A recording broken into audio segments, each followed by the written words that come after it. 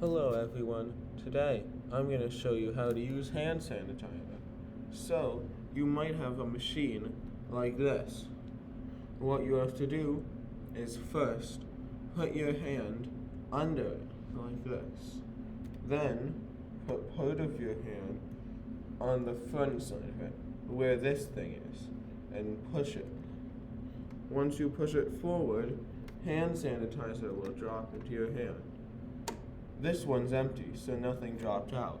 But pretend that some did. Then you would have hand sanitizer in your hand. What you have to do is put your hand on top of the other one. But make sure not to do it too hard, because then hand sanitizer might leave your hand. After that, start rubbing your hands together like this. Then open your hands and do this. Then, rub your hands against each other like that.